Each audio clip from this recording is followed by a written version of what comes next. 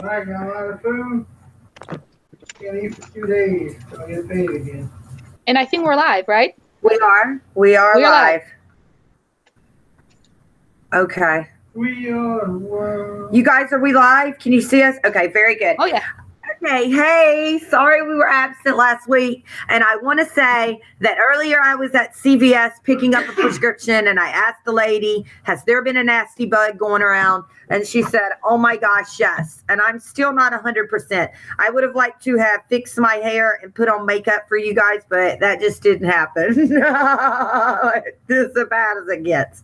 We are all Anyway. recovering here today, right? Like you're recovering. I'm like halfway through recovery, and other ladies were like, it's like a hospital in here. So, hello Right. from the So hospital. we got to press on, though. We've already gotten behind a week. I want to say hey to everybody's in the chat. I also want to give a shout out to a very special person who sent me this shirt. Thank you so much to Miss Gray Area. I really appreciate that. Gray Area Free Ghost, right? Yeah, she's so sweet, you guys. It's a really, really nice lady. Okay.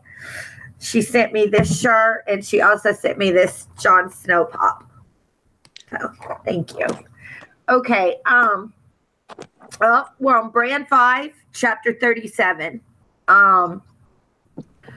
And I am going to turn my camera off because I look terrible. Okay. Okay. So in chapter 5, in Bran 5, chapter 37, Bran is finally getting to go outside of the castle in the oversized saddle that Tyrion Lannister designed him. He has been riding a horse named Dancer in the yard for the past fortnight, so 2 weeks, getting bolder each time. His legs are unable to grip, but he has straps against his thighs and his chest that hold him in. Bran would have liked to have gone out with just Robb, but neither Maester Luwin nor the new captain of the guard, Hallis Molan, would allow it. The party includes Robb, Joseph, the Master of Horse, Theon Greyjoy, Maester Luwin, and the direwolves Summer and Grey Wind. As they pass through the village, Theon calls out to a serving wench by the alehouse. One blushes, and Theon declares to Robb that she squirms like a weasel in bed, but blushes if you say anything to her in the street. Before Theon can continue his story, Robb insists he not talk about those things around Bran. And Bran notes that Robb seems to admire Theon, but Bran doesn't understand. That's one thing I noted in this chapter. Bran has never really warmed up to Theon Greyjoy. And looking back over this chapter at this time, I think Theon Greyjoy really comes off as very much an adolescent and immature. So Bran asks Robb if it's okay for him to go faster. And Robb's like, yeah, that's cool. So he kicks his horse up and he gallops off into the Wolf's Wood. And Bran is really excited about being able to ride. And Bran can also tell that something is bothering Robb. And of course, Robb knows about their father getting attacked by Jaime Lannister, the Kingslayer, in the capital. And Bran also thinks to himself, there's something I should be remembering about the Lannisters, but I just can't put my finger on it. And we know his memory hasn't completely returned. Also, Uncle Benjen is missing, and their mother has taken Tyrion Lannister captive. Bran remembers that Robb has been sending riders through the north, and he just doesn't know really what is going on. Everybody's keeping it from him. Okay. We haven't gotten to the Wolf's Wood part yet, right? They're just riding toward the Wolf's Wood. Yeah, they're just riding at this point. Okay. Yeah. Bran, was pushed out of the window by Jaime Lannister, and that I have to give Bran credit for trying to adapt to his news at that.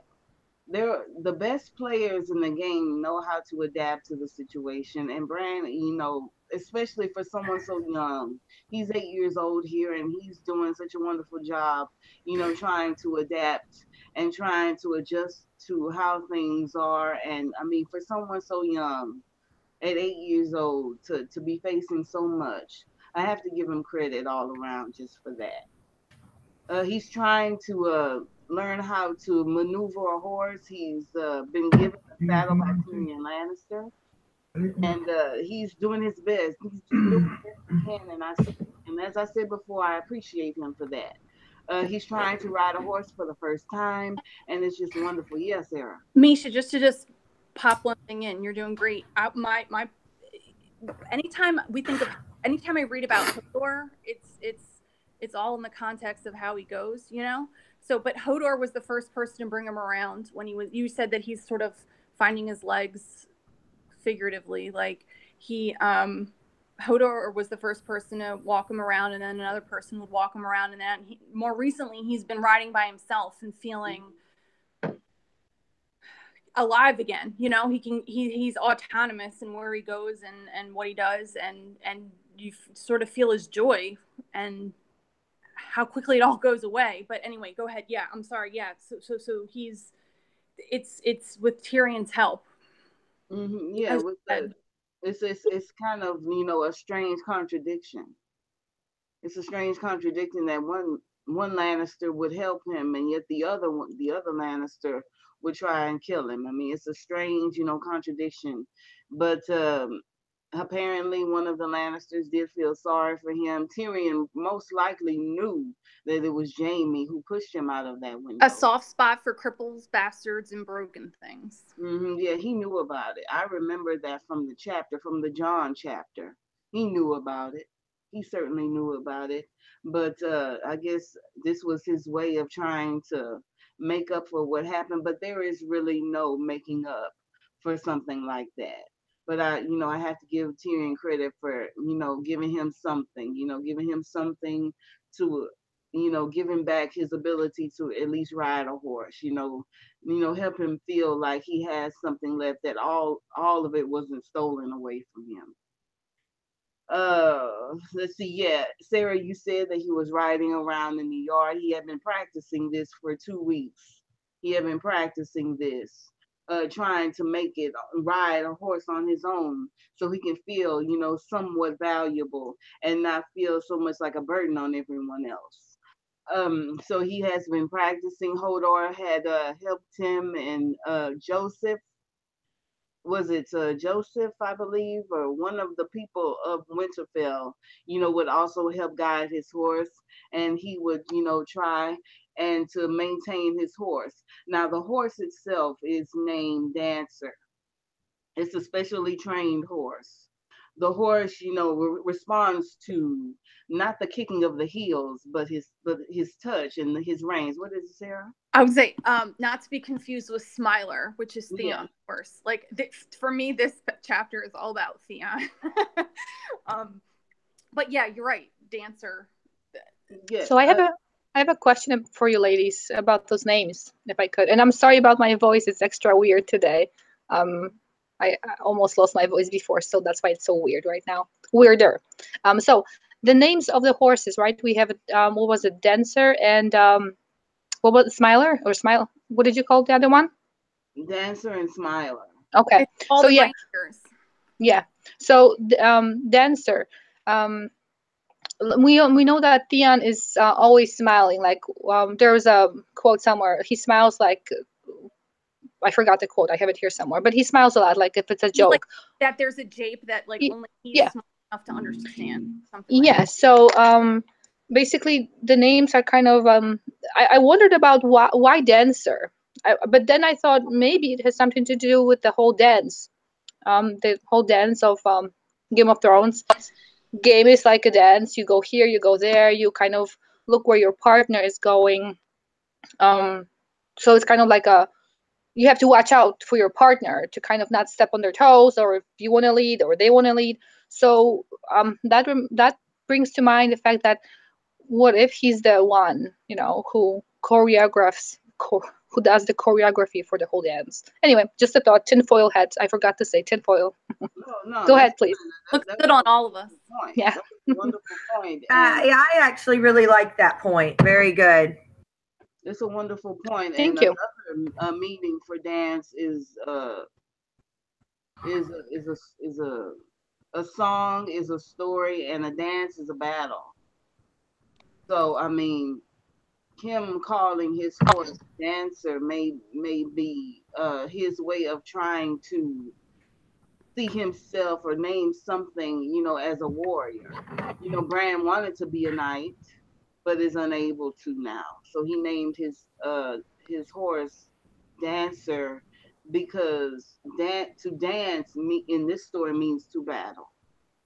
So a dancer may mean a warrior or a fighter or something of that nature, something that Bran wanted to be but couldn't be anymore. So yeah, you bring up a really good point. Good point, Elamar. Absolutely, I didn't even think about that until you told me. Good point. Where was I? Oh yeah, he's been practicing on his own and he's getting his confidence up, and he's going to stand at the portcullis today at the drawbridge, before Winterfell, and try and make his way into Wintertown. So this is his first time being out in public. He's also, by being out in public, he's giving everyone permission to look at him now. He's giving, people permission to think what they want to think and assess the situation. Yeah, go ahead. I was gonna say, I'm sorry. A lot of people, he's like, well, most people recognize us. Some people drop their sticks and run in the opposite direction. But the sight of Bran on horseback with Robb and Theon making their way through town was regular enough that people would kneel at the sign of Robb and stuff. Just throwing that in there. Sorry. It's fine. Okay. Yeah. So he's. Yeah. Go ahead. This is a super super duper random point. Would you guys want to plow through the chapter, or this is like there's a saying? It's like that person can't see the forest save for the trees. Like I have a tree that I need to talk about later or next. Okay, well, whenever you're ready to talk about it, it's okay with me. Fine. All right. Why is Maester Luwin on a donkey when they go to Winter? Yeah. I don't. Why? I guess he don't ride. I mean, maybe he's scared of heights because they're lower, right? A little lower, probably about as low as a pony. Maybe probably 15 hands or so, but. I guess he's afraid. I guess he doesn't ride. He's a great man. They don't have a horse for him. It's not uncommon. It's not uncommon. But aren't donkeys easier to ride on? Jen, I think you said that, right? Much they easier. Just go. They just go. Much easier. Like a donkey. You're not gonna get. Unless it's spooked or something, you're not going to get a donkey to really, pick up the pace on you, but it would follow a pack of horses really easily. They're like, we wanted Maester Luwin to be there in case Bran fell off. I'm like, and how is he going to do that on a donkey? Like, let me just say this about the donkey, okay? A lot of times people be on their horses and they maybe got their camping gear on a donkey, kind of. Yes, and they named it Maester, and so I was like, oh my god, is there a connection? No, it's like, why is he on a donkey? I don't get it. Maybe if Bran falls, it's easier to put to hoist him up there because it's lower. Logistics. Like I get donkeys in the Vale. I mean. Well, they're more sure. Isn't that mules? They're on in the Vale. Okay, a mule is a cross between a horse and a donkey. That's what a mule is. Tell me these things. Sure. Like for some reason, like mules won't breed. Okay, it's like this is this whole thing. Maybe it's not as ridiculous as I thought. Like maybe it's a normal thing, and I'm just being an idiot. And mules are more sure-footed, and also like if you're in any kind of desert situation, like let's say you're going riding in Arizona, even if you're a great rider, they're going to put you on a mule because they need less water and stuff. There's just a bunch of explanations. Mules are really sure-footed. They're obviously they're a cross between a donkey and a horse, but yeah, I mean, that's probably something a lot of people in the chat don't know. A mule is a cross between a donkey and a horse, and they're more sure-footed. They're easier to ride, but also a donkey is just kind of like, it's just going to follow behind the horses at a very easy pace. That's what a donkey's going to do. That's why mules are sterile, because they won't breed, CD. Yes, exactly. They are, like you take one of these dogs, like a Pekingese and a poodle, you get you a Pickapoo. You take a donkey and a horse and you get a mule. All right. Wow. There's a comment here from Amanda. Dukan. It says because Egg named his donkey Master or Meister. That's what I'm saying. Are they like super stubborn and? Yeah, they kind of are. Yeah, that's what I'm telling you. So Dunk and Egg visit Maester Aemon at the Citadel, we assume, and all we know is they end up with this like Maester, this donkey or whatever you're saying it is. I don't really know. Apparently there's like all these different forms of, it's not a horse though. And it either carries Dunk's luggage or it carries Egg, but it's not a horse. And I'm like, you don't have a horse at Winterfell for Maester Lewin? I don't. Marie said that they ran out of horses over there. They ran out of horses. Apparently the man is no kind of rider. That's what I would say, is that he's no kind of rider. Like that would. What kind of? Not everybody can ride a horse. I was saying, what kind of conspiracy could he be running if he can't ride a horse?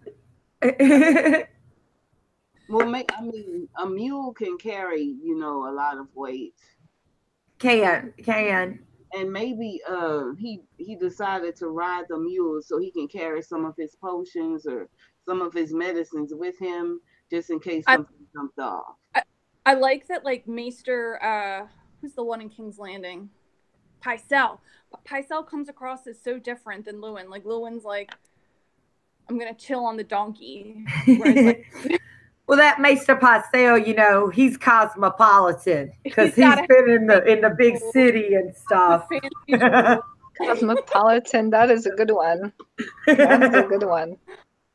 And I think he's one of the grossest one there, right? Ew. Yeah. Oh, he's so vile. Like I hate him. Like sorry. Not just the look, but the looks are nothing, but the behavior. Yeah. Just adds up to everything. Like, you know how many like. I can't even talk about it right now. I'm not prepared. I'm prepared to talk about Bran 5. Okay, well, let's press on. So when Bran kicks up his horse, that's when they make it to the Wolf's Wood, Misha. Mm-hmm. And Rob is happy because Bran is having a really good time. And he hasn't seen him this happy in a while. And, if you like to ride, it would have been very enjoyable. And, he's gotten the bad news. And like I said, Bran has sensed that there's something wrong with Rob. And he doesn't know, he can't put his finger on it. Rob the Lord. Rob is, is plugged in, to what's going on, in King's Landing and in the Vale. He knows that his mother has taken Lannister prisoner, which is going to put her in a lot of jeopardy. We also know that Ned has suffered a bad fall. Well, not really so much a fall, but a horse has fell down on his leg and it broke his leg. We also hear about the deaths of Jory. Jory. And the way they framed Father's fall was like they're not sure when he'll wake up. Like basically they're not sure if he's gonna live or not, but then they're not sure when he's going to wake up. But also not the best timing. They're going on a ride and that was weird. I would have slapped him. Like I'm on my first time to go, riding my horse after I fall. I've been sick for God knows how long. I'm going there for my ride, and that I'm not gonna say it because I'm on Jen's stream. And that mean guy says, "Oh, by the way, we got dark wings, dark words." Like, dude, give me like an hour to be happy, and just tell me later. Why did you have to ruin my freaking ride? I said freaking. Okay. Curse all the time. And that's why I called Theon Rush. It was awful. Because Awful. it's obvious when they get into the conversation a little bit down the road that Theon's first instinct for everything is call the banners, call the banners. Yeah, I feel so much pity for Theon in this. Not pity, but like, whew, like we know what happens to him, right? And it's just to watch him get there is so hard. Like we're reading about Jane Poole too. Like I'll see y'all in a couple of books later where your lives are completely unrecognizable. It's like it's kind of hard. But yeah, no, Theon is definitely. I love that Theon is like, oh, he's in charge, but he's not in charge. He's gonna hang out with the guards. He's making the guards laugh. Can we talk about the wildling attack and like the resolution of the wildling attack, or have we got? Yeah, we're right here at it. So the wolves are acting funny, and Rob notices. Okay, Rob has caught up with Bran, who took off because Rob kind of came right behind him. So he leaves Bran to go and get those wolves, and Bran starts getting anxious about them coming back. That's when these wildlings appear. And we've got 4 of them, I believe. 2 of them are dressed up as Night's Watch. Then we've got, of course, we've got Asha. Yeah, and how many are there? How many there's are 4. There's 2 4? Night's Watch guys and 2 girls. I know only Asha lives, right? But I was like, I'm finding contradictory reports and I'm not listening that carefully. So 4 descended on them? Yes. All right. 2 Night's Watch and 2 girls. Where were they going to go? Like, I guess that's what's another thing that's sort of hard for me to believe is like, okay, why is Lewin on a donkey? And where did those people think they were going? They're not exactly acting like people who don't want to get caught. Like, taking. I think they were just led. Trying to get south, but you think that were led? Yeah, I think they were led. I mean, not by person, but it's more like So, I mean, I'm like, are they going to do, like, they're just going to, like, assimilate at the neck and go into King's Landing? Like, where, they're going to get killed somewhere. Like, it just felt kind of weird that... I don't think they think what they're doing. They just wanted to get away. Like, when they escaped, I don't think they cared about, as long as they were not where they escaped from, they wouldn't care. Mm-hmm. They would be probably thinking about hiding around somewhere or... I don't know, stealing, killing. What I find interesting about the wildling attack is that Asha says that Mance Rayder would pay well for a relative of Benjen Stark. So there's politics beyond the wall. As much as we'd like to call them free folk, there's politics beyond the wall. And I'm not muted, so somebody might have heard that. Heard what? Mance would pay for Benjen's blood. Yeah. There's politics beyond the wall. Oh yeah, no, I heard. Okay. I didn't know what you meant. I'm being okay. No one understands what I'm talking about. I think so. No, I mean that they would pay well. I don't think they have. I mean, they have to have some kind of goods that they give, like I don't know, some clothes or some furs or. Well, Rob comes up and he's like, "You better surrender." And then one of the Night's Watch guys is like, "Ha ha, you're outnumbered. You better surrender." And it was kind of silly, huh? Yeah, and then Rob rushes him. They were cutting. Oh, and by the way, they were cutting Bran's saddle off. And while they were cutting his leg straps that we talked about earlier, they cut his leg, and he didn't feel a thing, but it made him sick and lightheaded. Suddenly, Rob calls out for them to surrender. Bran sees that Rob is still mounted, the body of an elk over the back of his horse.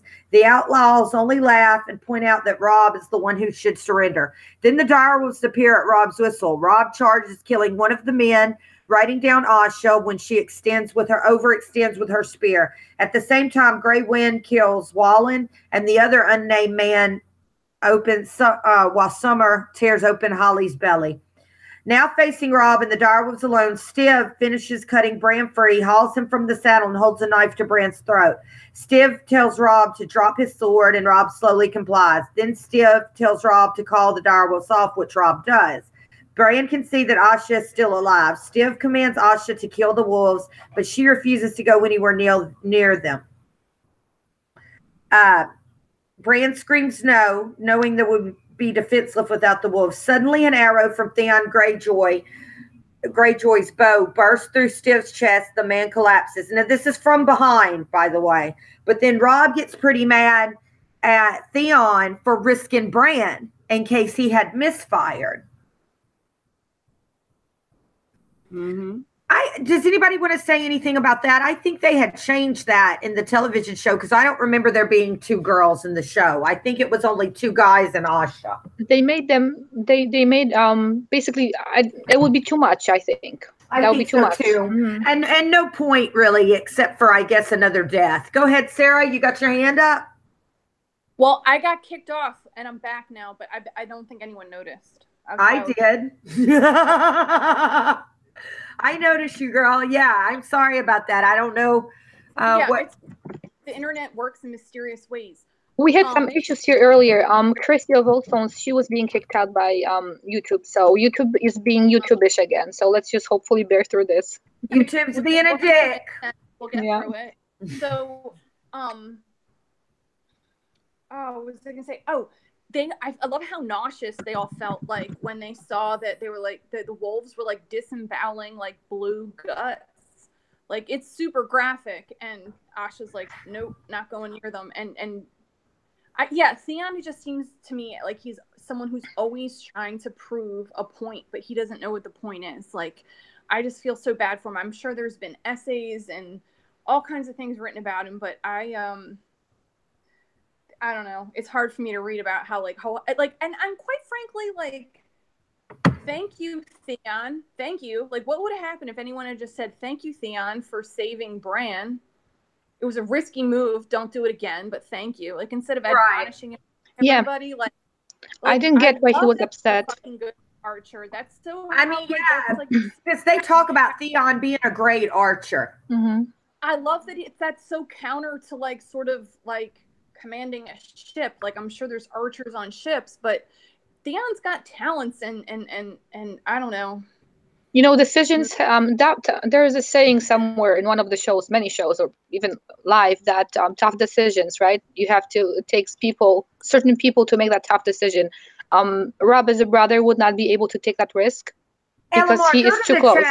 Go to the chat, babe, and read out. Marie Hill's got some really great comments. Bubba Husky's chiming in. We've got some great chat, you guys. I don't see any chat. Like, I'm lucky that I have this on my phone. Well, so you look cute, by the way. I like your hair in this full sort of way, and I think that striped shirt is really cute. I love stripes, as you well know. It's an old shirt, and it's a new haircut, so thank you, my lady. You're welcome. You're too cute. Oh, and by the way, did everybody see? Take your time now and sub to Sarah C's channel and listen to her first ever panel from the con. I'm telling you guys, it was one of the best. Was it not, Nancy T? Nancy T in the chat. She was there with us. My favorite panel of the entire con was Sarah's panel, you guys. I can say that with all sincerity and put that on the record. That might not come through on YouTube audio. Like they released me the recording. Oh, look, Bubba heard it. It was swell. Swell. I'll take it. Yeah, like just show up to one, please. Like, if you're on the fence, show up to one. I'm not. Yeah, absolutely. And we talked about that. Yeah, go to a con, you guys. It's worth it. It's 100% worth it. Yeah, the ladies, the 3 ladies that are here with me, they, after hearing their stories, now I'm kind of like, I'm going, I don't care. I'll walk, I'll start walking now. My voice is breaking again. I hate this. I hate my voice. Ugh. Oh, Lord, you guys. I've created a monster. Every time I turn around, Lord Wolverton has got a Watchers on the Wall shirt or a new Knights King shirt. And I'm just like, where did all these souvenirs come from?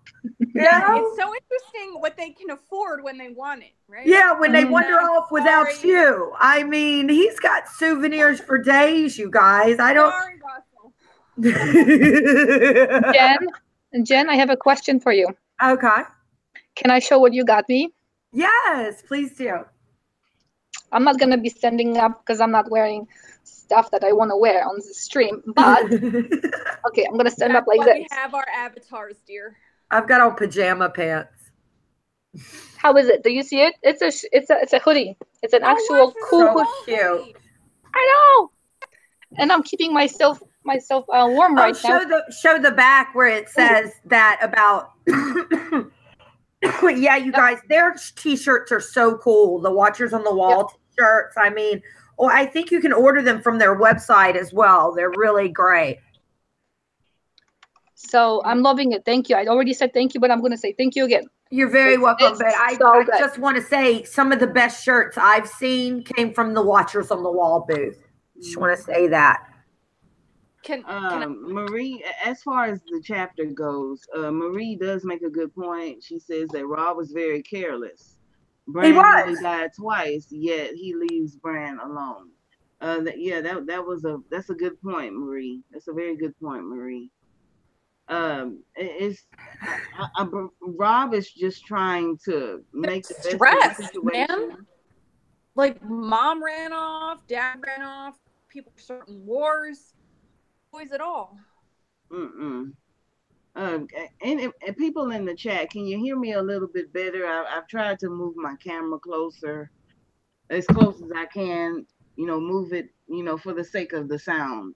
Jennifer, can you also raise my volume? If it's sure, I will. But I hear you very well. But I can raise your volume certainly. Thank you. Go over here to controls and also kind of raise Sarah's too, because. Yeah, the chat mentioned, a couple people in the chat mentioned that it's kind of low to hear Sarah and Misha. Mm-hmm. All right, we're going to turn them all the way up. Thank you, Stacy. Thank you, Mackenzie. Thank you, Amanda. I appreciate it. I'll put the camera here from now on and try to work with it. But Marie, you did make a very, very good point. You made a very good point about that. But I mean, he's 15 in this. And what wise and wonderful decisions did you make at 15 years old?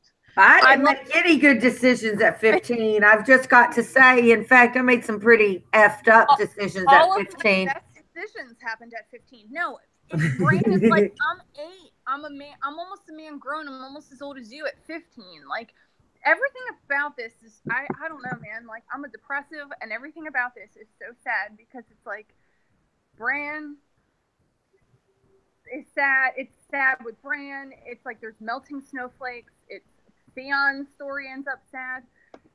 Who's in this chapter that doesn't end up sad? Like, even like Asha, who we can like hope is riding unicorns in Skagos with Rickon, like she gets stabbed by Ramsay in the neck on the show. So I'm not hedging my bets on like a cool outcome to that. Everything about these chapters is so bummed because it's like they all die and Well, yeah, Bran had been, working for this day. He had been practicing for 2 weeks riding, just to make it out into the world on horseback. And how the chapter ended is just, oh, Lord have mercy. It's just never going to get any better. And normally, I personally don't like stories that don't get any better, but this story just keeps me glued. It keeps me glued to my seat, and I just love it. And even though it's sad. I have a question. I don't know if it's good information or not, but someone told me that, or I read somewhere that Asha in the books is obviously different than Asha in the show, but like George started writing Asha in the books to more resemble Asha in this show, and so that's sort of, I don't know if it's true, but in like my minds, it's sort of like we gotta mesh mediums here, I think. Like she's supposed to be like, she's tall and older, I think, but in the show she's like little and she's super gorgeous. Like, but she just like you just like mess up her hair and then she's wild, I guess. Like I have you ever seen her in Black Mirror? She doesn't look like a wildling. Hey, y'all seen her when she's a little kid in Love Actually? She plays the kind of tough girl, and like the kid falls in love with her or whatever. It's Yeah, and yeah, absolutely, Mackenzie. You need to get yourself on here. You ought to come to Special Stream Sunday. I tell you what, we could use you in our political John chat. That's where you ought to come, Mackenzie. That would be perfect, by the way. You mentioned It that, would and this be. would I be that would mean, be awesome. She would do great. I mean, she's gonna do great in everything, but that is a great idea. Oh my yeah, god. because it's only me and LMR and Fura Hexa, and you and Fura Hexa get on so well that you really ought to come to Special Perfect. Stream Sunday. That would be perfect. That's 3 o'clock Central. See if you can do that. Okay, let's go ahead and Real Kenzie, I don't know what they're talking about, but you write funny things in the chat. So. I'm having issues. I think my sound is very funny. Okay. Well, let me finish this. We're almost done with my little overview. Okay. So the Stark guardsmen appear. Bran notes that Robb is angrier than he's ever seen him. And I don't know if this means anything, but it struck me as funny. He goes, where were y'all when the guardsmen show up? And Asha surrenders at this point and begs for her life. And Theon had led them off to hunt a turkey. I don't know, because Theon is such a turkey. You know what I mean? That's something we say in the South when we're irritated at somebody is, get your giblet ass over here. And, you know, giblets are parts of a turkey. It might be pronounced giblet. Anyway, you make gravy out of it on Thanksgiving, but I tell you. But so Theon had carried the guardsmen off to hunt a turkey. And Maester Lewin is seeing to Bran's cuts. And Maester Lewin says, you know what? Take the wildling woman back. Let's question her over at Winterfell. And that's pretty much where the chapter comes to a close. Mm-hmm. But yeah, it's funny that the turkey was off hunting a turkey. Oh, is it? Cardinal Doomsday says hunting a turkey is a euphemism for something sexual. I didn't know that, okay? But plenty of times growing up, my dad said to me, get your giblet ass over here. And that meant I better quit what I was doing and get myself over there, I swear. A part of, you know, apart from, you know, the giblets and all. The people that attack Bran are very interesting people here. That they're wildlings, but there's also another person who is actually from the Wall. Is it the same person? You know, one of the same men from the prologue. One of the men who got away. I don't think so. The man who got away, isn't he the one who was beheaded? Yeah, I mean, The somebody one got beheaded, and in the beginning. got killed. Yeah. I'm not quite sure. Forgive me, everyone. No, that's okay. Time to read the precise as I want to be, but one person did come from the Wall. Apparently, he's afraid of the the White Walkers. A mention of the White Walkers is in this chapter, and which has very much to do with Bran and his storyline. They also talk a little bit about Old Nan, who also tells a story of the White Walkers. So we see a little bit of hints of the White Walkers. And I like how George, brings them into the story. They're not taking, over the full story, but they pop up every now and again, to keep, reminding us, the readers, that they are, yeah, you're right. And they are on the move. Yeah, you're right. And this is the second time we've seen people that are so desperate to get away from the White Walkers, they would risk their lives. Mm-hmm. Right. Because we know if you get caught as Night's Watch south of the Wall, that's a death sentence, period. Mm-hmm. In fact, Robb said to leave the bodies where they lie, don't bury them, anything. Take the heads to send to the Wall and let them know, we got them.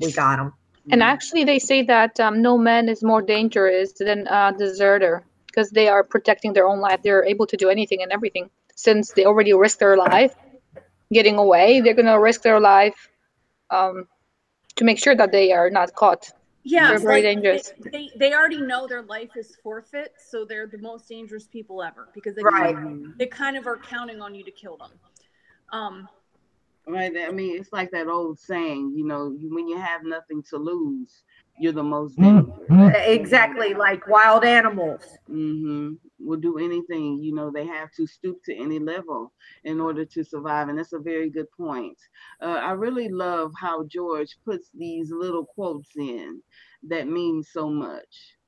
He does this with every chapter. Every chapter he does this, and this is the point of this chapter, in my opinion, that it's a person will do whatever it takes to get away. They're the most selfish. If they're on the run, they'll stoop to any level. They'll do anything. They'll say anything. Stoop to any level. Well, to do what they want and to get away. So oh, God damn it. I'm sorry. We're doing it Blair Witch style here. Yeah, And there's an echo, by the way. I can hear an echo. It's so bad. I'm not sure what that's about. You mean echo? Yeah. Who's not using earbuds, by the way? Is somebody not using earbuds? But I'm about to get my regular operational, so it's probably my fault. I'll shut it down and I'll dial in my different. That's line. fine, Okay. Sarah. We don't mind you having an echo. Everything you say is very important, so it's okay for you to echo. I don't remember what hilarity I was about to share. God damn. All right. Yeah. I'll talk to you in a few minutes. Bye. Okay. Okay, Sarah's going to get her computer up and running, and that's okay though. We take Sarah, echo or no echo. We love Sarah. Okay. Yeah. Okay. She had in the chat. They're talking about Asha's husband. I don't know that they were married. Maybe they were married according to some kind of wildling custom. It doesn't seem like they necessarily have wedding rights over there. Like, they are always talking about just stealing people or whatever, but yeah. There is a comment here from Terry T. She says Osha had a man who was turned into a white and attacked her. So Right. yeah, that is. I thought that the comment from before meant was one of these men with her there, like while attacking Bran, was one of them her husband. So I said no to that in the chat. But yeah, she does speak to. Who does she speak to later about it? Was it Bran? I think some so. point? She tells a story to somebody about how he went out to do something and then he came back different and tried to kill her. And she just, happened to get away. And then she said she was going south and wasn't never going back. Yeah, can't blame her either. I don't blame her. Yeah, and Johnny says Bruni. I think that was his name, right? Yeah, Bruni. several people had put that. Yeah, y'all right. I didn't notice that. I'm just looking at the bottom here. Yeah. Yeah, that was his name. And she talked about she actually liked him and he was good to her. And, so it's not a situation she necessarily was looking to leave. But she, after going through that, she was like, man, I've just got to get the F, basically. Mm-hmm. Y'all ever been in a situation like that? I was in a situation like that not long ago. I told LMR about it. Last shift I worked at the Dollar Tree. I'm sick because it's so hot in there, you guys, and I'm throwing up Mountain Dew in the garbage can because I've gotten so hot. And I swear to y'all, somebody dressed as Jason Voorhees came through my line. And normally, you wouldn't go into a store like that wearing a mask, but the Dollar Tree is the Dollar Tree. And I'm just looking around like, where is my manager? This is too much. Oh, Lord. Yeah, that was a crazy story you told me. I can just surreal thing. Like, okay, you're doing your thing. You lift your head up, and then there's this dude with a mask. I mean, you can understand it happening maybe on Halloween, like somebody comes in the store to get some candy. They put on their little Jason mask. Haha, yes, it's funny. But in the middle of June, it's straight creepy. Straight creepy, y'all. Well, yeah. Jennifer, your stories always leave me silent. I never know what to say when you tell me some of these stories. This is true. So I can't make this shit up, y'all. I can't even make this shit up. And Terry T is asking, what did Jason buy at the Dollar Tree? Freaking gummy worms. Sour gummy worms. Amanda Duncan says, I wonder if it was my ex. Maybe. I don't know. I thought he would have been more of a Sour Patch Kid type of person, but no, Jason Voorhees likes sour gummy worms. Oh my God. That was sick. And you told me that story, and when I was thinking, okay, are you sure you're? Yeah, like, okay. I didn't know how I would have reacted to it. I have no clue. I mean, I thought it was just some kids acting crazy or whatever. And then my manager was nowhere to be found. But, there's a law against, I believe, going into places wearing masks because of people stealing or whatever. But, man, let me just say this. Dollar Tree is pretty lax. Like, if we see you stealing, like, we don't call the police because the manager doesn't want to fill out all the paperwork and stuff. Oh, my gosh. That is so funny. For $1 or $5. Yeah, and stuff is only $1, right? So what we do if it's getting out of control, I mean, seriously, if we see somebody stealing a sandwich or something, we really honestly don't say a thing.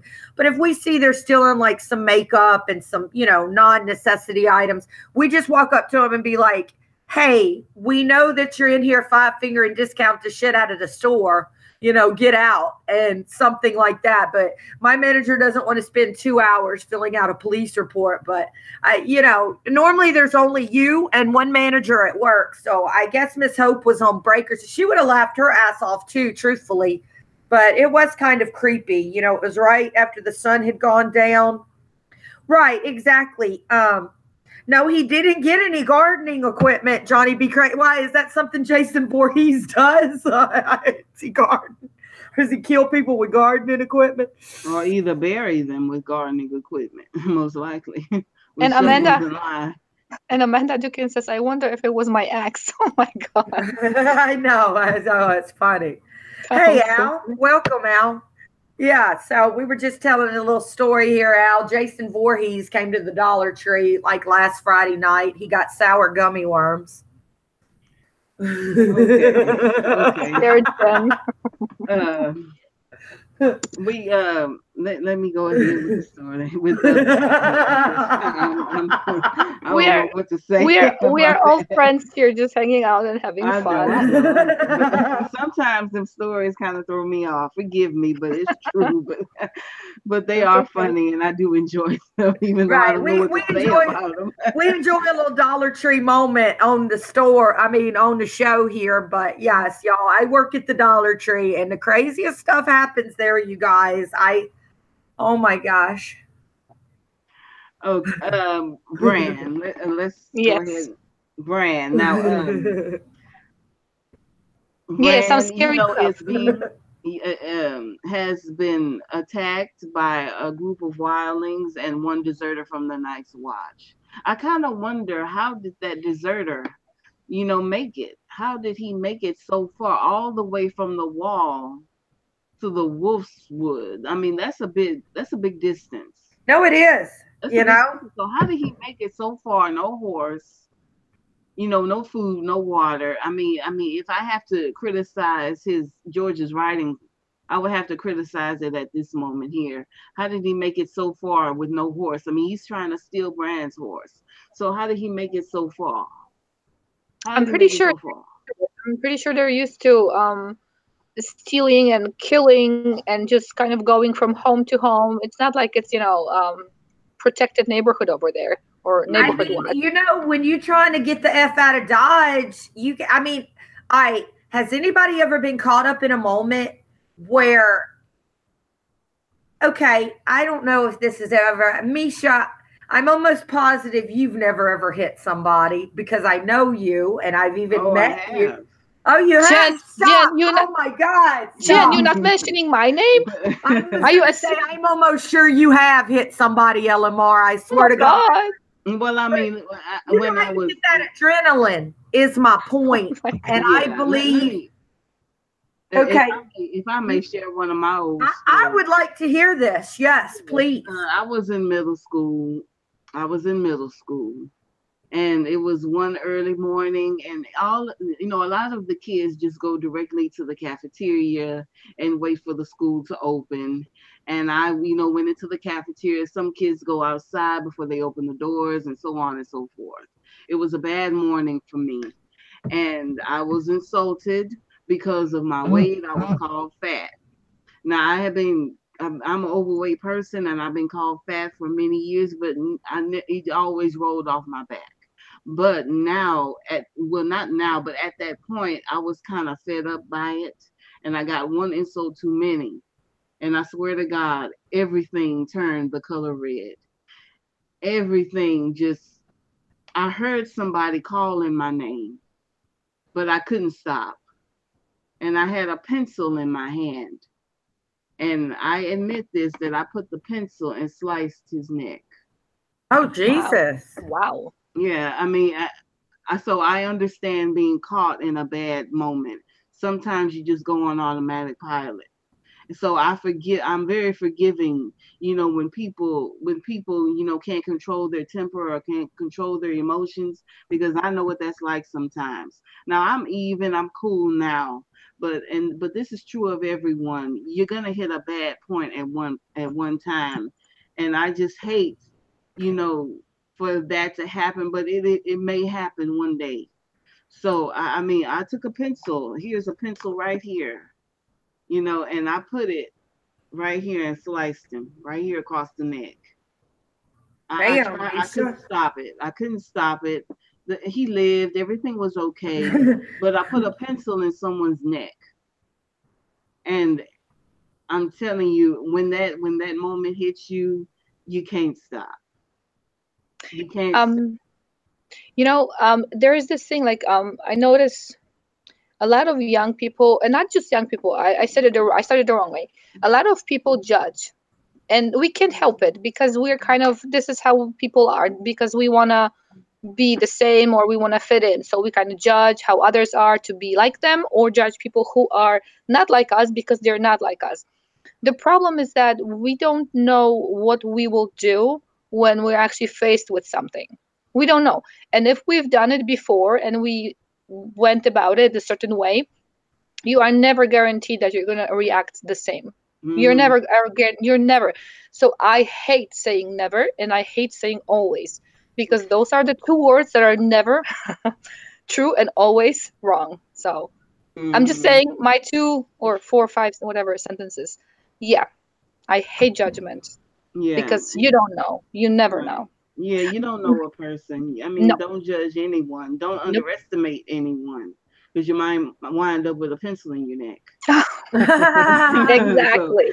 So, but that's that's my story, but that's just one of them, and I don't want to go into too much of a detail. But I understand being caught up in a moment.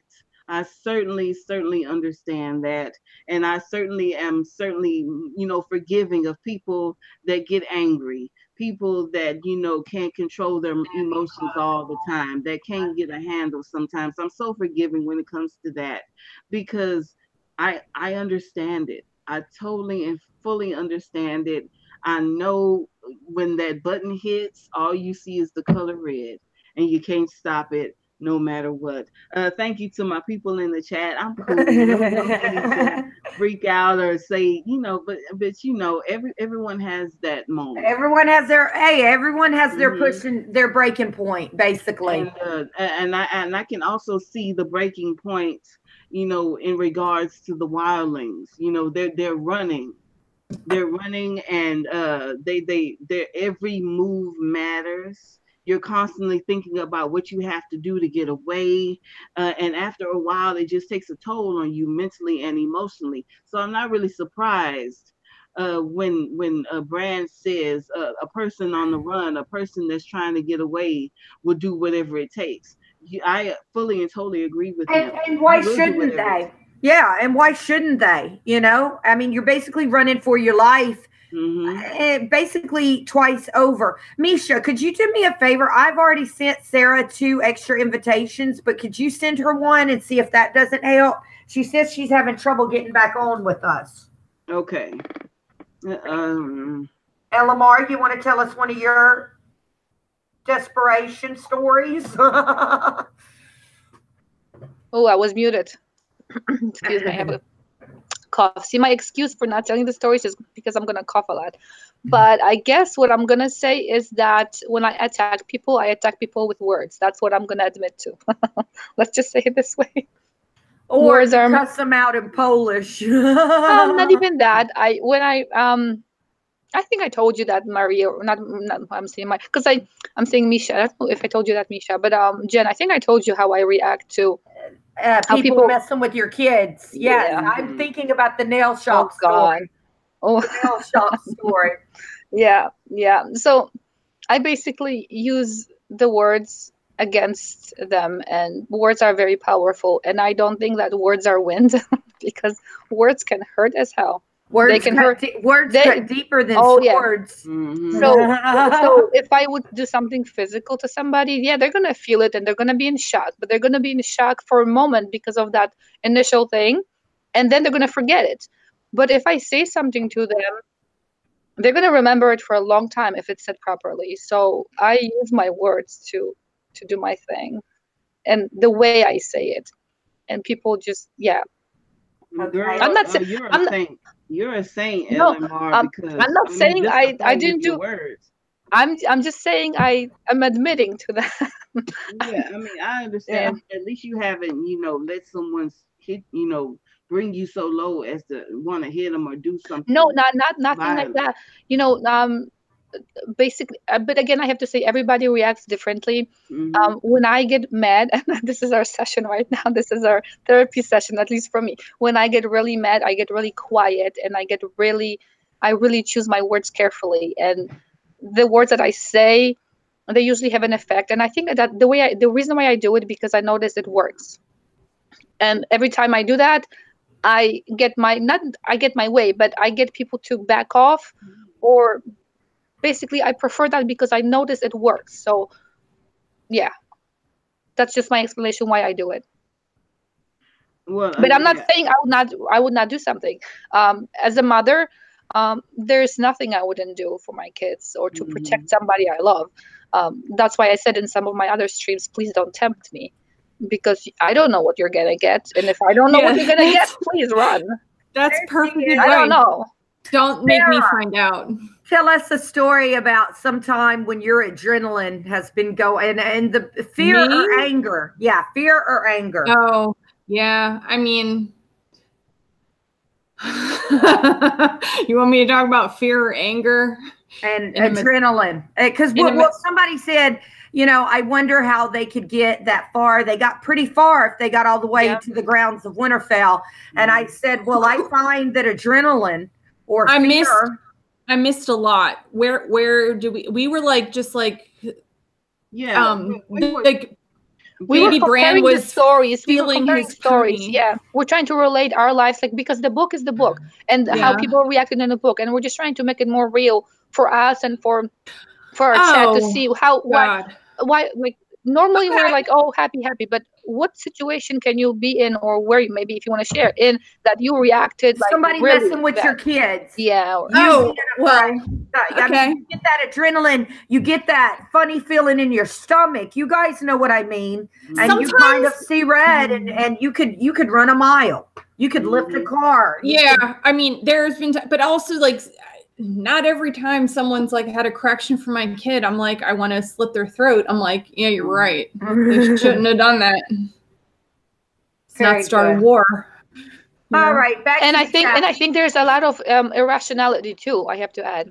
Because the initial thing, at least for me, if somebody says something about my kid, I'm just saying, for example, about my kid, because if it's about me, then I know if it's true or not, and then I can say, okay, yeah, you're right, I did it because I did it, and these are my reasons. But if it's about my kid and I don't know their story, I'm automatically taking a side of my kid, because this is my family. This is what I do. Of the doubt, like until they give you a reason.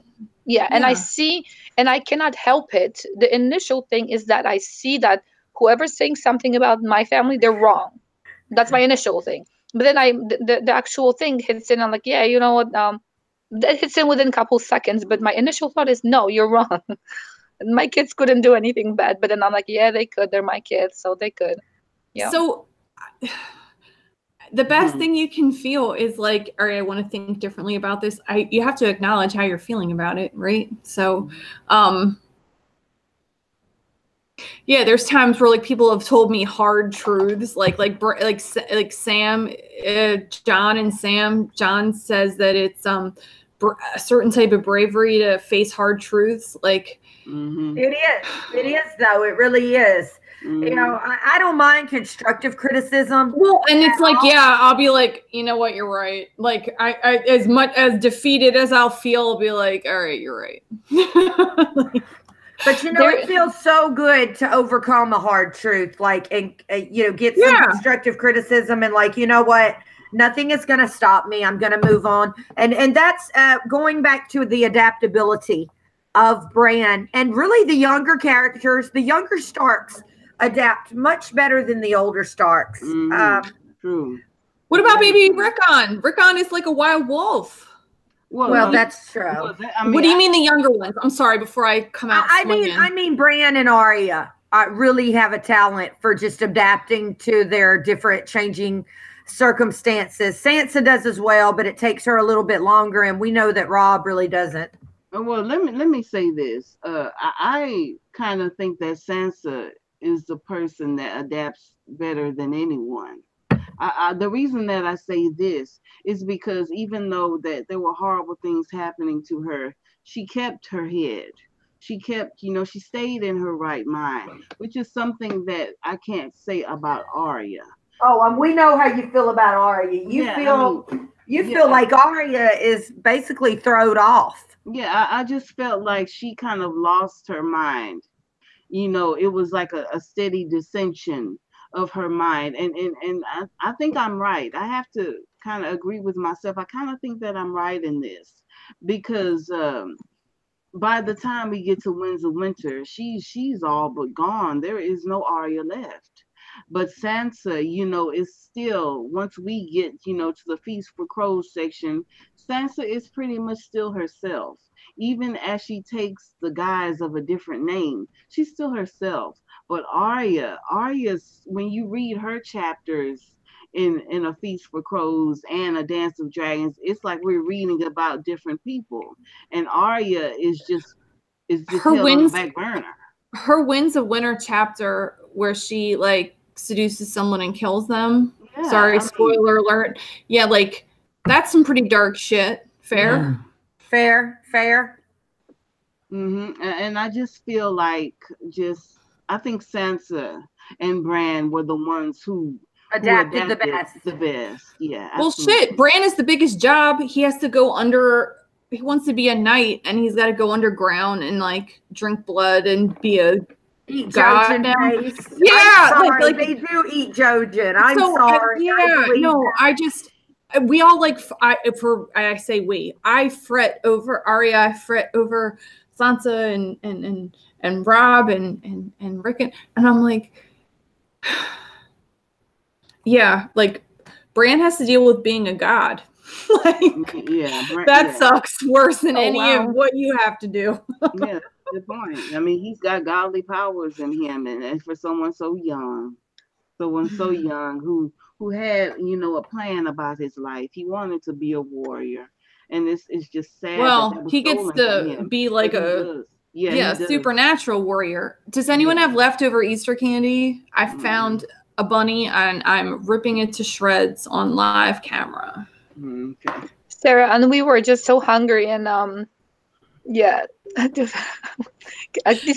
need some emojis here for food. I have my sandwich here. I'm gonna be munching on it in a second. Sandwich has alternate meetings. Oh gosh, please don't do it then. I don't know. Just eat all the sandwiches you want, girl. Excuse me, guys. I just want to, you know, give a shout out to our people in the chat. Thank you all so much for joining us. It's a lively and wonderful chat here. And if you have any questions about our chapter or any other chapter in the book, please post your questions now. Please do so, because I'm not feeling great. We're probably going to go ahead and end fast tonight. I don't know if Marie is doing an after the book club stream, but these last couple Thursdays, Marie and Elamar have kind of been doing a stream from like I believe 10 to 11 or so. I think that's something they ought to consider keeping up. Of course, that's a lot for LMR, but yeah. Also, these were more like impromptu things, just because there were issues, and we decided because we were so hyped, and we couldn't sit still, so we went live. Like, we need to have our fix on camera. Exactly. Yeah. You need your Thursday night fix, and I understand that, but I think it's maybe something you guys, especially Marie, should consider going ahead and doing, is maybe doing something right after book club for everybody who's hyped and still wanting to chat. She's always full of knowledge and a really great lady to listen to, very knowledgeable and very sweet. And let's see. And I love her humor. I have to say, I have a peculiar. I do too. I have this odd humor, and not everybody gets my humor. And Marie is perfect. Not that you're not perfect, but for some reason, my crazy is not as crazy when when Marie, or maybe I don't know. Like, I think there's yeah. I guess I need to get my crazy out sometimes. So we've got a question here from Al, Red Sox fan. Hey Al, don't you think the Starks caused their own demise? Well, I think they helped move it along. I don't necessarily think they caused it, all of it. Define demise, sir. Define demise. Short term or long term?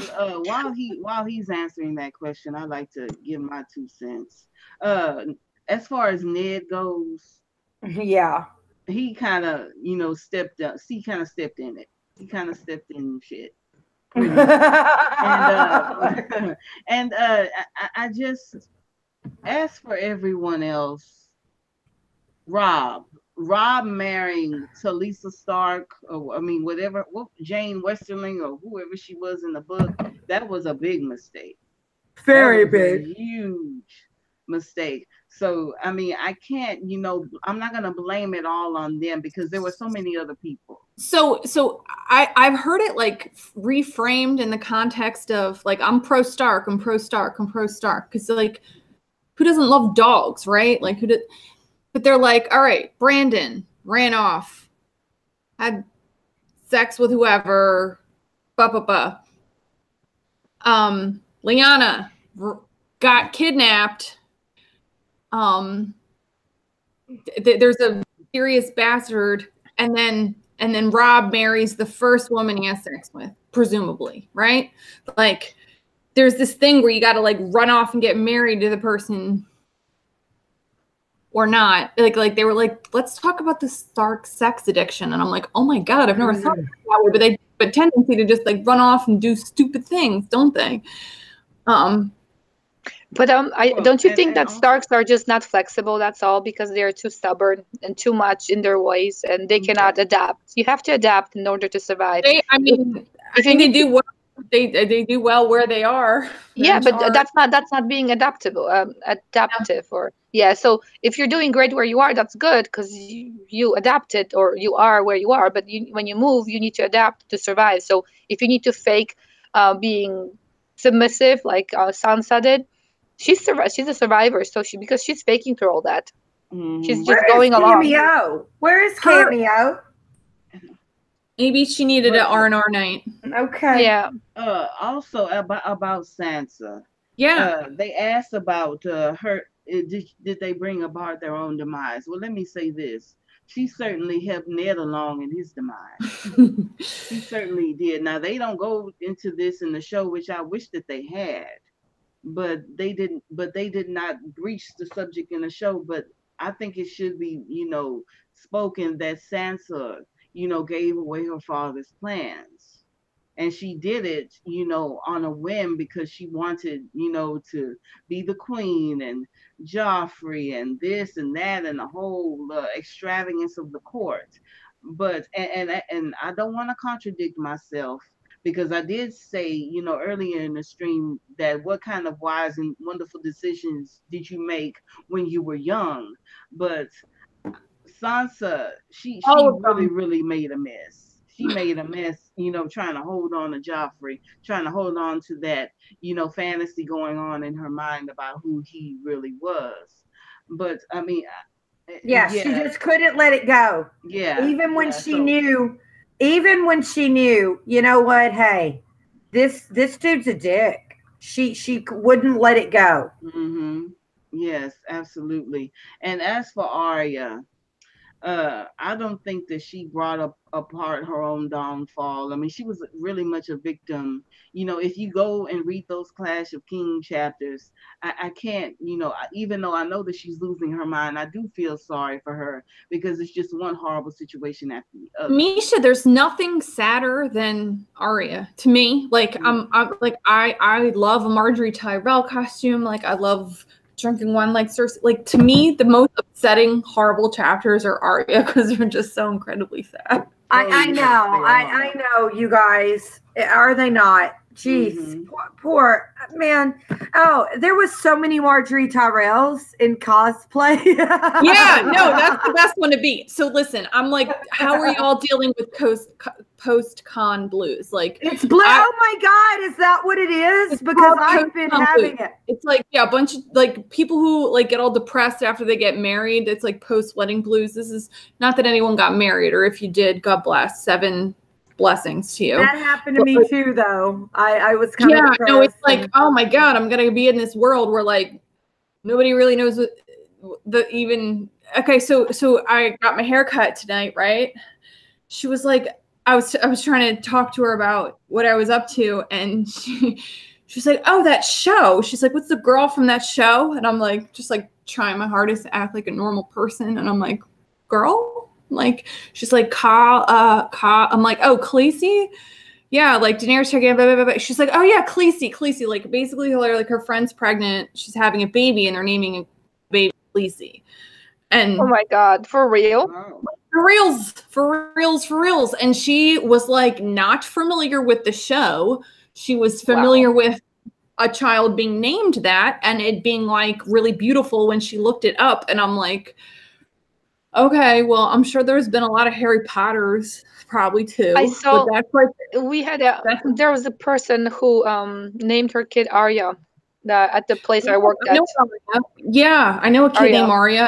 That was so weird. Listen, I love my kids, and I'm so incredibly glad that I didn't discover these books until after they were born, because God knows what I could have done to them. I had, I have twins. I could name the twins like Jaime and Cersei or something horrible. Like, what is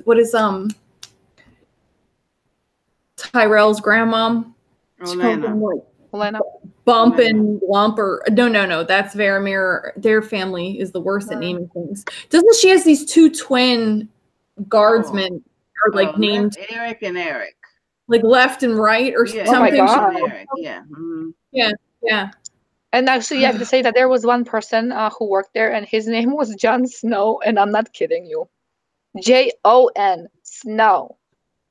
He did not look like Jon Snow. She's like trying to vibe with me, and she's like, "Oh my goodness, I just wish I could find someone who looks like Jon Snow." I'm like, "Girl, I could give you 50. Like, come with me.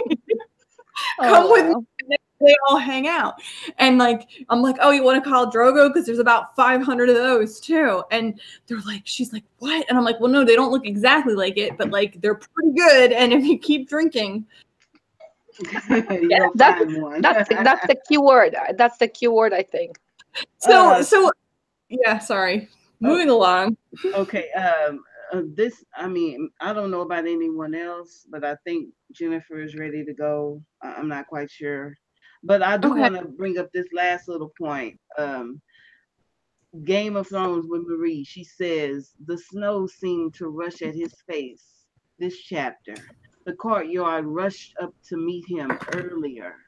I can ride this chapter. I'm flying earlier chapter. The parallels. Very good, Marie. Beautiful, Marie. Absolutely. That's what we love her here. Marie Hill. If you're not subscribed to Marie Hill's channel, she doesn't do anything all the time, but hit her icon right now. She is great. Also, Chrissy of Old Stones has a great channel with spooky readings. Hit AU Pack Mule. Hit Al Red Sox Fan. Hit Johnny Be Crazy. We got so many streamers. Hit Stacy. You know what? I always subscribe to everybody, whether you're doing something or not. You might do something in the future. There's one last question that we're going to take. This one last question from Bubba Husky. He asked, since you guys said something about Jojen paste, why would white trunk, red leaves, hallucinogens need to be made from people? Are black trunk, blue leaf hallucinogens made from blue-blooded folks? Now, what Bubba Husky is talking about is the dark weirwood tree, and there is another type of weirwood tree. There's one with the white trunk and the red leaves, and then there's another kind of weirwood tree with the black trunk and the blue leaves. And the hallucinogens that he's talking about is because of what Danny drinks. When you make shade of the evening from that black trunk and those blue leaves. So the hallucinogens is what Bubba Husky is talking about. Ironwood. AU Pack Mule says ironwood. Yeah. Mm-hmm, Thank you, AU. Mm-hmm. Yeah. So the Jojen paste versus the shade of the evening. I feel like they are just, you know, the counterparts of each other. Those two trees. If there is the good tree, which is the white weirwood, then there's also a bad tree, which is the ironwood. And I think they do. I think they do pretty much the same things as far as the hallucinogens go. But I just think that they, you know, do it in different ways. But it's all a hallucinogen in the end. So why would it has to do with blood sacrifice? Yeah. That's another good point. The blood sacrifice. Yeah. I mean, we don't really shy away from the cannibalism and the dark, you know, evil subjects in this show and in these books. In the tree, watching a sacrifice, tasting blood in his mouth. Mm-hmm. How do you think those trees get red? Like, have you ever been like in Alaska or wherever it's cold and horrible all the time? Like, there's not red leaves. No. What? I'm sure Right? that there are no leaves if it's in the winter time. Let me say this real quick.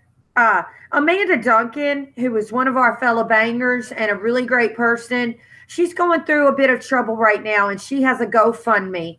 And if you can spare a couple dollars, I mean, it doesn't have to be $20. It doesn't have to be, you know, just a couple dollars. Her father has been ill. She's missed a bunch of work, and she just needs a little help. And as we all know from the Game of Thrones, from Mira Reed, some people will always need help, and it doesn't mean they're not worth helping.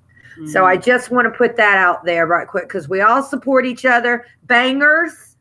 We all support each other. We all support each other in this chat. Read be our like signal. Mirror Read.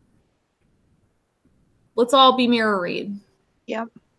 Yeah, Mira Reed is one of the, you know, I leave her out a lot when we talk about who are the best people in the story. And I always go to Brienne.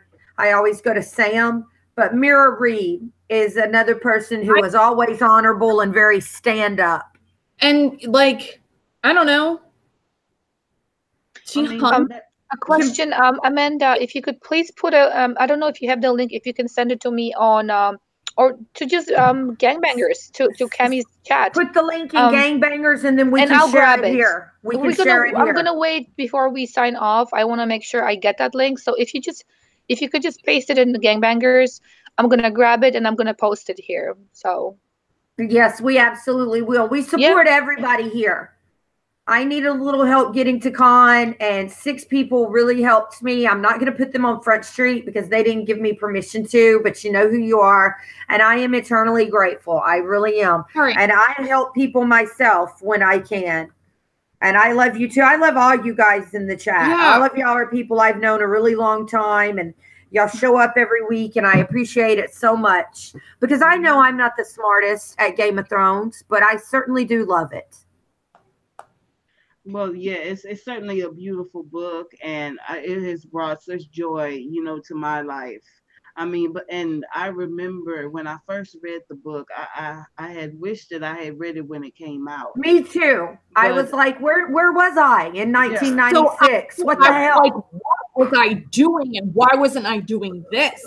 Right. And if I remember properly, a guy named Chris Lick, who was in my honors English class, told me to read this book, and I was just like, I don't do sci-fi. I can honestly say I had no interest or whatever in it for a crazy long time. And then all of a sudden I discovered, and I was like, oh my God, I've missed out on everything. Right.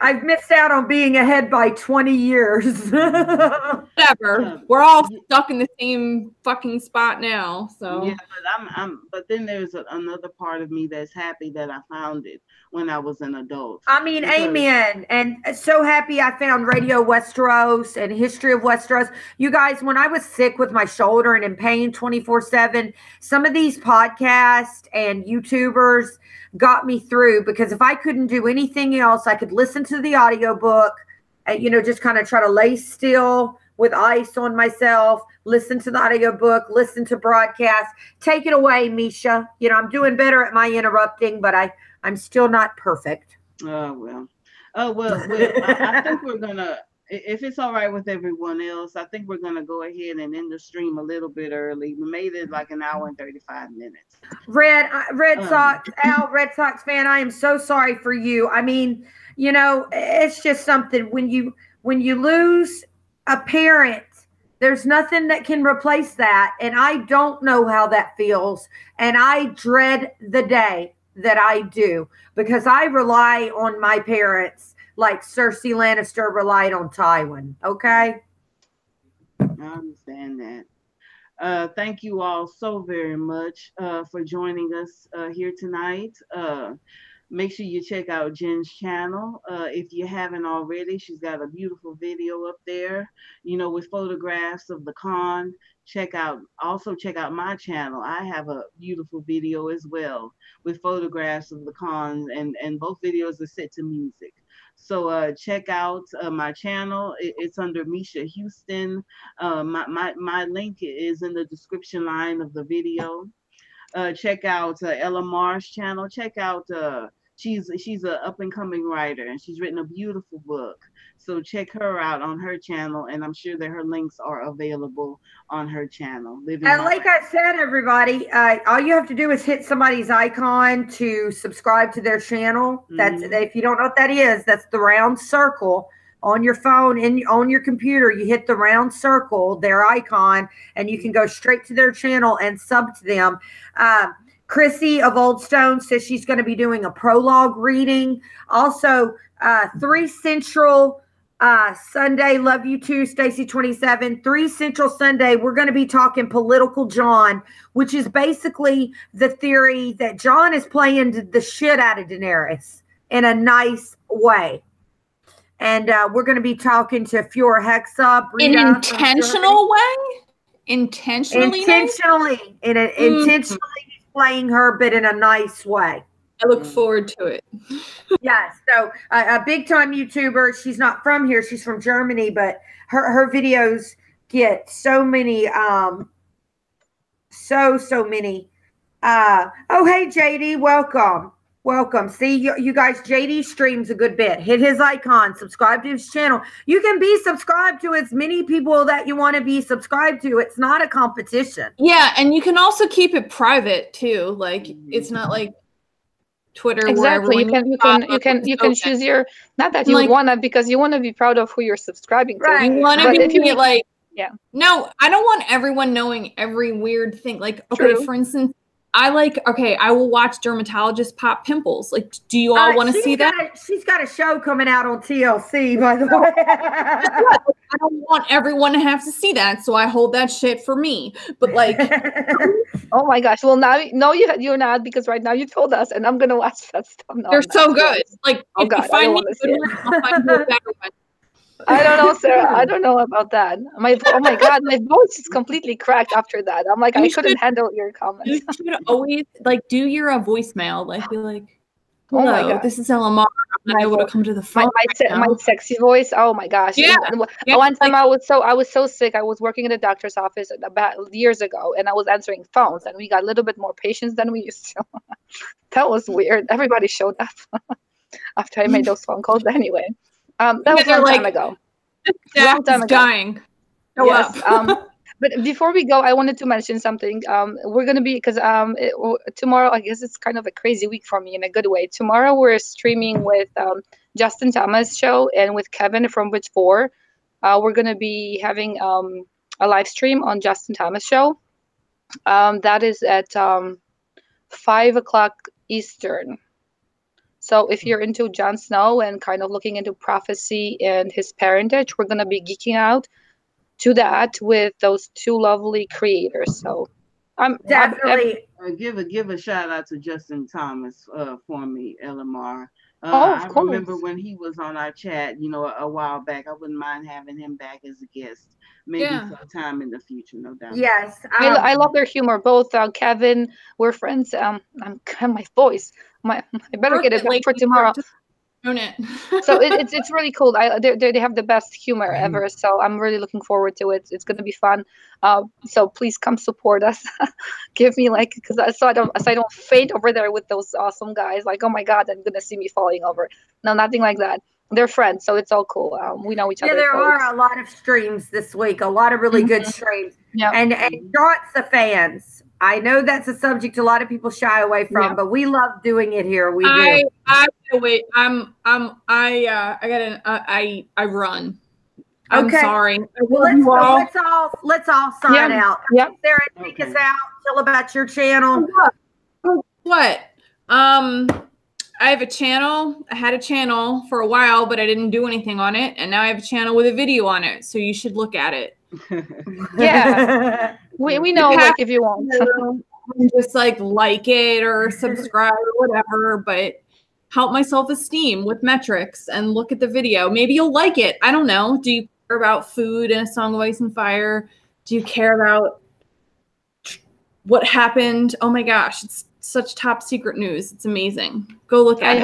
I hope you have good recipes over there. So thank you. I love Johnny just said he subbed. Yeah, the video Sarah has on there is actually her panel with Tony Teflon from the con, you guys. Friday night, it was great. Listen. If you could just skip through the first 10 minutes or 15 minutes or 20 minutes, I don't know. I was not sure what I was doing at first, but by the end, it was a lot of fun. So just scroll to the end and then hit like, and it'll be so good. Okay. Bye, everyone. Love you. See you next week for what chapter? Good night. We will have Tyrion.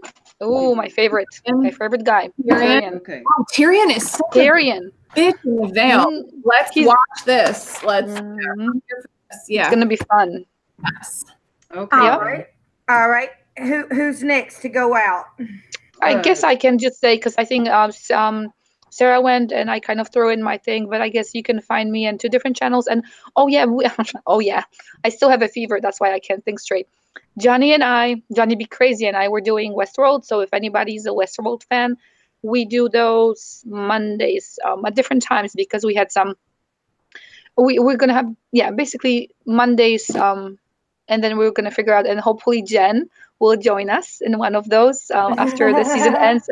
I love. So we're gonna be doing that, and what else do I do? I have my book stuff on my channel. We're gonna be doing a stream with Jen, and she's so nice to have me over one of the Sundays. We're gonna do the book. Kind of make me blush a little. We'll see if you can make me blush. Hopefully not.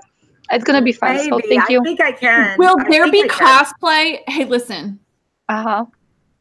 My life goal is for there to be.